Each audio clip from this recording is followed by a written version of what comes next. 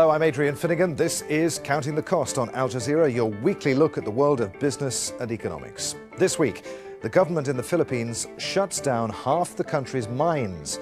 But can the world's largest producer of nickel ore really live without its metals industry? Also this week, you've heard of fake news, but what about fake ads? We'll take a look at the world of global digital advertising, find out how advertisers could be handing over money to fraudsters. Plus, docile crocodiles, how the tourism board in Gambia plans to use these friendly reptiles to lure back tourists.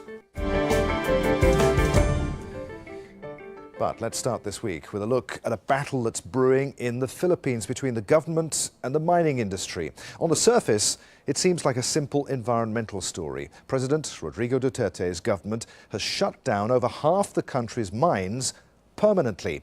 His environment minister said that it's because of its unique ecosystem. The Philippines is simply unfit for mining. The mining companies want the government to publish the environmental audit that's brought the industry to a grinding halt. They say the closures are too drastic, that mining policy isn't coherent, and that there could be knock-on effects elsewhere. But mining contributes less than 1% to the Philippines' economy.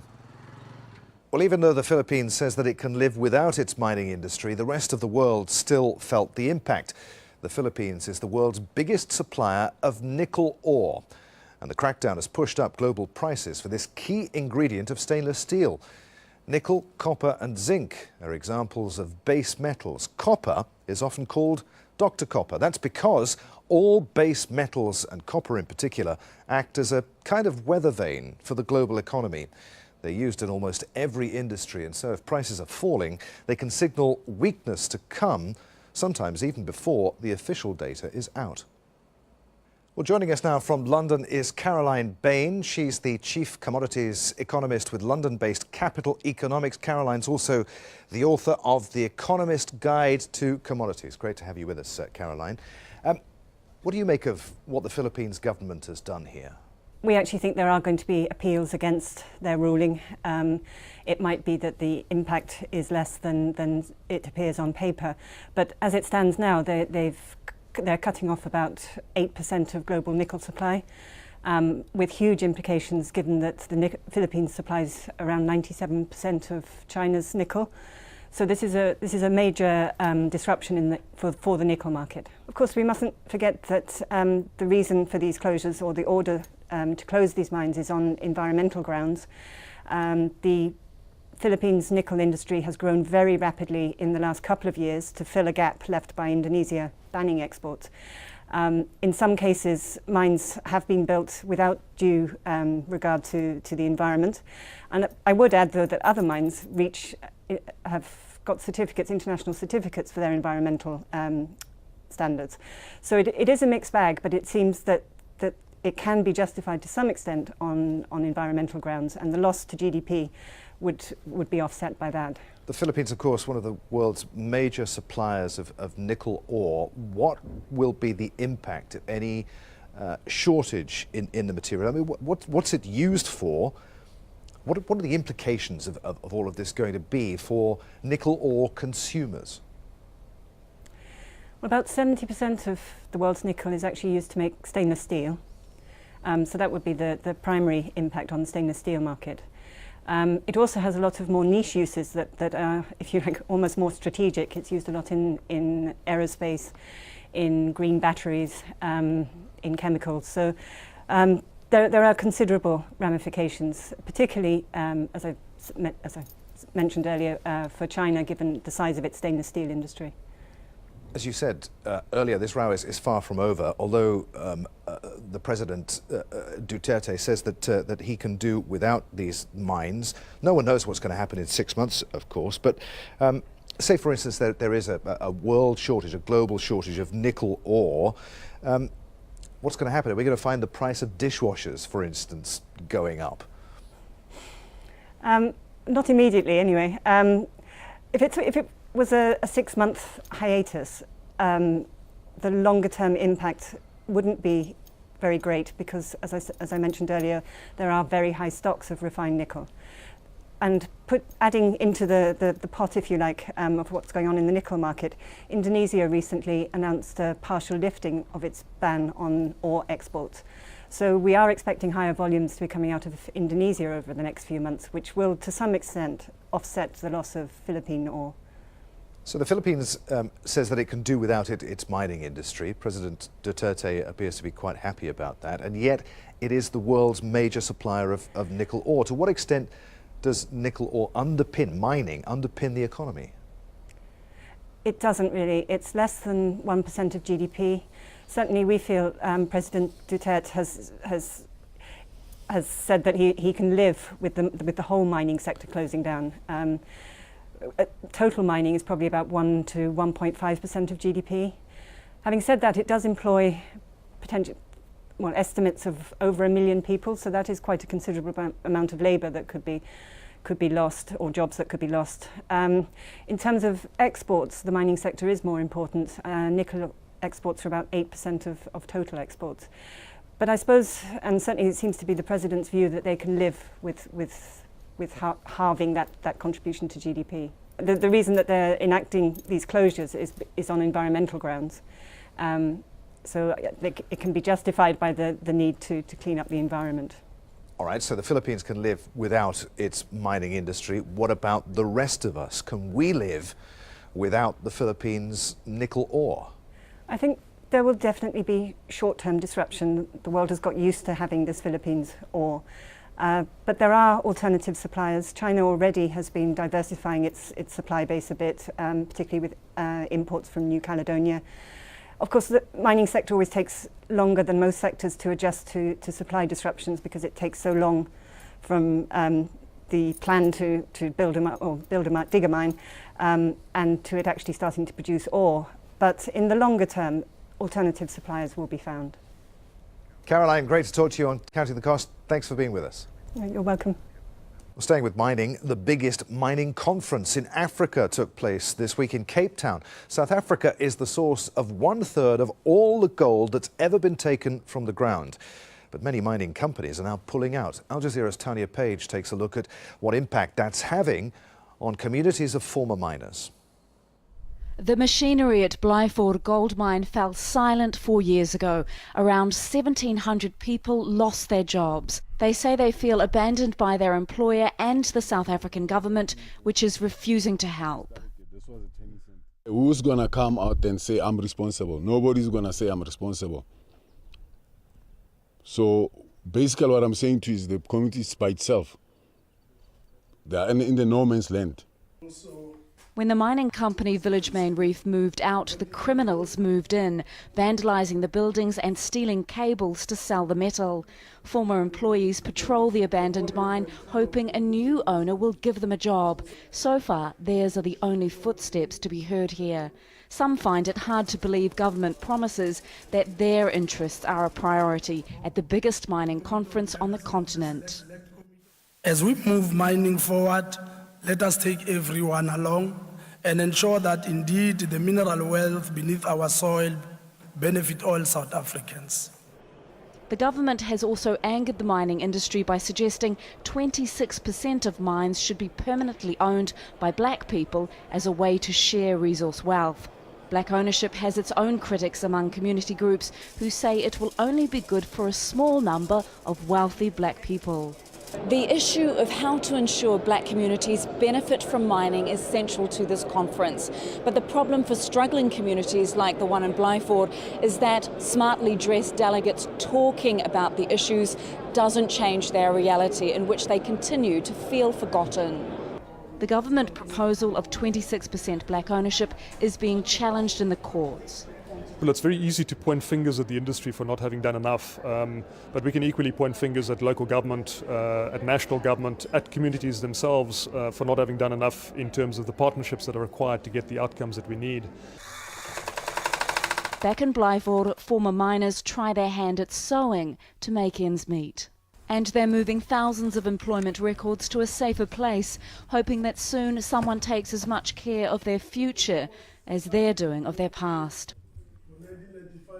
Tanya Page in Cape Town, you're with Counting the Cost from Al Jazeera. Still to come, a standoff between the top producer of avocados and its biggest customer. Why tariffs could drive up prices for Mexico's green gold. But first, Gambia's tourism board is hoping to convince the new government to fund an advertising campaign. The idea to lure back tourists after the recent political crisis. And the country's crocodiles form part of that plan. Reza Sayah reports from Banjul. They may look menacing, but with a little guidance from professional handlers, you just may gather the courage to take one of the century-old crocodiles at Kachikali Crocodile Pond for a little walk. Some of them will be even touching crying, but some will be touching with, happiness and joy. They won't even believe that they're touching a crocodile. It's what makes Kachikali one of the top tourist attractions in Gambia's capital, Banjul. But these days, the crocodile pond is quiet. Everything went. So is the monkey park.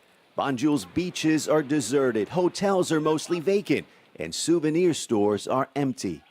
It all began when former leader Yahya Jammeh refused to give up power after he lost the presidential election in December. That led to a state of emergency and political turmoil that forced thousands of tourists to rush back home. It seems that the entire world was coming to an end. Abduli Haidara, head of the tourism board, says Gambia averages around 4,000 tourists a week during its peak month of January. Almost all of them evacuated within days. That was the beginning of the nightmare that we went through. To this day, a tourism industry that generates 20% of the government's revenue is still suffering. But with new President Adama Barrow's peaceful return from exile, tourism is starting its comeback. Right now is the perfect opportunity for us. The tourism board plans to ask the new government for an increase in advertising money to help convince travelers why they should come back to Gambia's pristine beaches, nature reserves, and exotic tourist attractions. Gambia's tourist attractions are certainly fun, but many say Gambia's best feature are its people. Some of the most hospitable, most fun-loving people you'll ever meet. I think it's the way we are brought up. It's why Gambia is called the smiling coast of West Africa. There is no country on earth that is so peaceful. So peaceful, even the crocodiles seem friendly. Reza Sayah, rather him than me. Now, advertisers around the world are coughing up more and more cash to capture our digital attention. For example, US advertisers spent $17.6 billion on digital ads in the last quarter alone. That's according to the Internet Advertising Bureau. That figure's even bigger if you look at the global picture, and it's likely to keep growing. Even the ad industry itself has become more digital dependent. The way ads are bought and placed online is often done through automated technology. But there is a problem in this brand new world. Advertisers often end up paying for fake ads. They happen like this. The automated way that advertisers buy ad space and the automated programs that digital media companies use to sell ads can be fooled. And who's committing this fraud? Well, it's other computer programs. They pull ad revenue towards fake websites. Of course, advertisers want humans to see their ads and not computer programs, so-called bots, which aim to rack up page impressions on fake sites. The biggest digital ad fraud ever uncovered is known as the MethBot fraud. Hackers are thought to have made as much as $5 million a day by faking video views and exploiting the pay-per-click system. And advertisers, understandably, don't want to hand over cash invested in their brands to fraudsters. Well, joining us now from Dublin via Skype, David Murphy, the head of digital media solutions at the Irish Times. David, good to have you with us on Counting the Cost. What do we mean here by fake ads? So by fake ads, it's mostly got to do with ad fraud. So it tends to be invalid traffic that's created by bots as opposed to humans. And those bots would generate ad impressions or engagement or clicks on ads.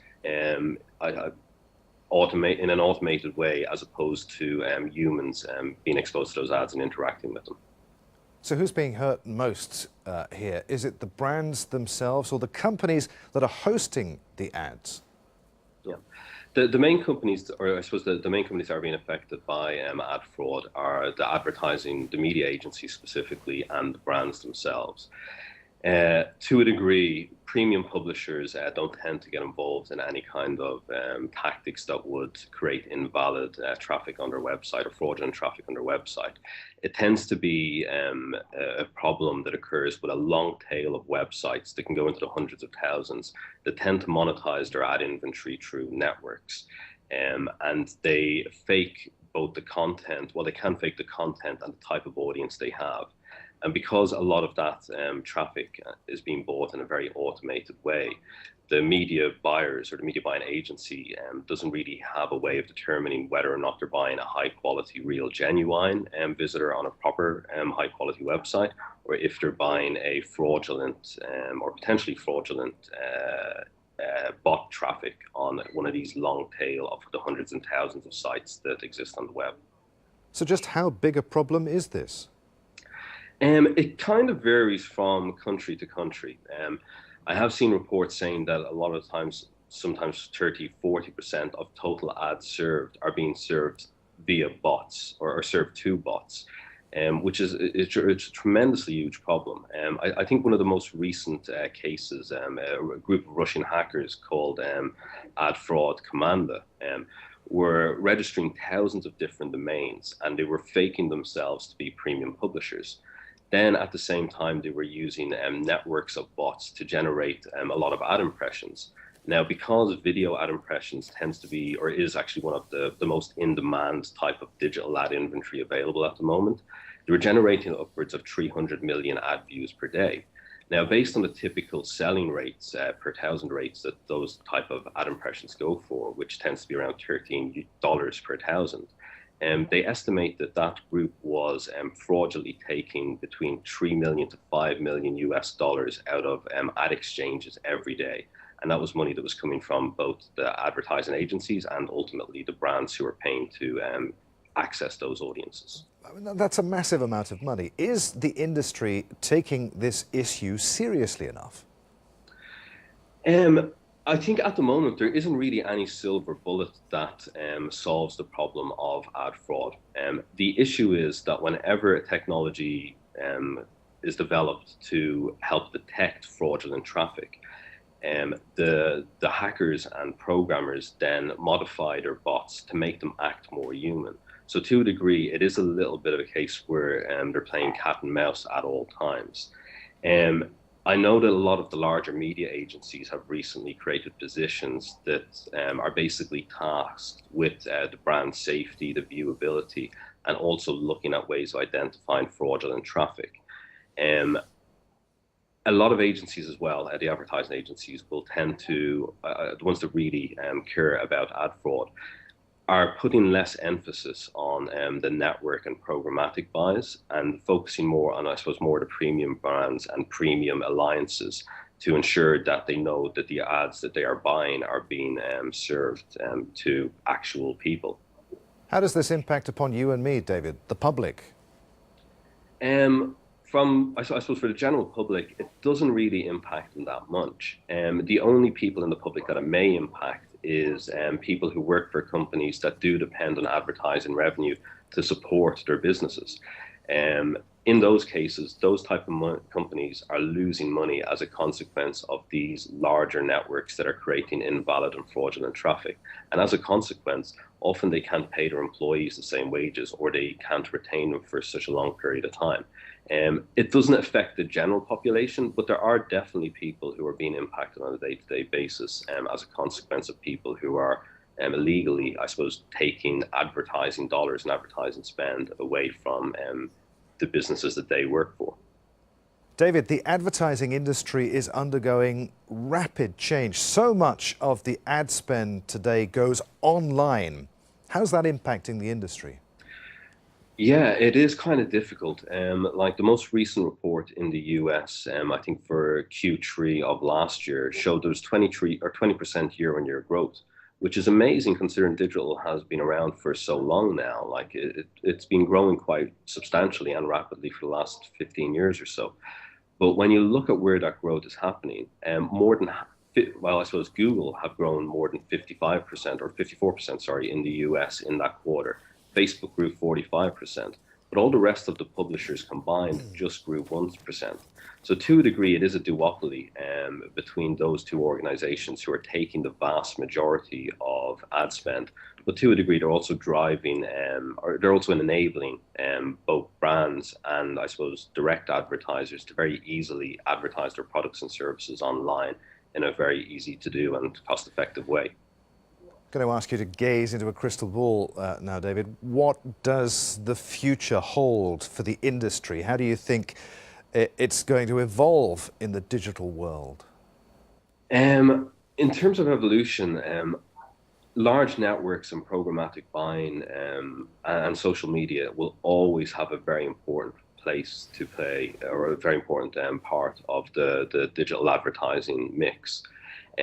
For a lot of premium publishers who are struggling because there are two primarily dominant companies operating in the space, a lot of them are now starting to form alliances and allegiances where they start pooling their data together to offer advertisers better value, but also in brand safe and trusted environments. So that would include organizations like Laplace Media in France and most recently Pangea Media in the UK, which would comprise of the likes of The Guardian, Economist, Financial Times, and a few others. David, are Facebook and Google helping advertisers to address their problems with digital? To a degree, the Facebook and Google are doing a fantastic job of enabling a lot of the smaller publishers to monetize their inventory, whether that be through the Google Display Network or whether it be on Facebook, where people are placing up instant articles and monetizing their content in that way. It does still mean that they are getting a piece of the pie, but for a lot of publishers, they do still play a very important role in contributing to their success. But for some of the larger publishers, that makes up a very small proportion of their advertising revenues. They still need to sell quite a lot directly and deal directly with both brands and the media agencies. Good to talk to you, David. Many thanks. Finally this week, Mexico is the world's #1 producer of avocados. The US is its biggest market. But as the Trump administration threatens to change a free trade deal, Mexican producers are worried about their future. John Holman reports. In the state of Michoacan, southwest Mexico, they call it green gold, avocados. Mexico's the top producer of the fruit, and the US is its biggest customer. Donald Trump's threatening to change or rip up NAFTA, the free trade agreement between the US, Mexico and Canada. That would mean border taxes for imports, including avocados, that Trump has floated could be as high as 20%. Services, tourism. We asked someone who helped negotiate the original NAFTA deal if that's possible. He cannot do it. So that will not happen. I mean, imposing a duty on 20% on Mexican agricultural products is, I mean, he has no powers to do it. So it's an empty threat. Economists told us the highest duty the US could impose on avocados is around 7%. That's still an increase that US guacamole lovers would have to pay. The biggest impact will be on the US consumers. They will share the cost with the producers. Workers here are concerned more expensive avocados could mean fewer sales and jobs. Because the people are scared right now. Because of price and it's bad. They and US consumers can only wait to see how the upcoming trade negotiations will hit their green gold. John Holman in Mexico, ending our show for this week. There's much more for you, though, online at aljazeera.com/CTC. That'll take you straight to our page, which has individual reports, links, and indeed entire episodes for you to catch up on. You can also get in touch with us on Twitter. @AFinnegan is me. Please use the hashtag AJCTC when you do, or you can drop us an email, countingthecost@aljazeera.net, our address. That's it for this edition of Counting the Cost. I'm Adrian Finnegan. From the whole team here in Doha, thanks for being with us. The news is next on Al Jazeera.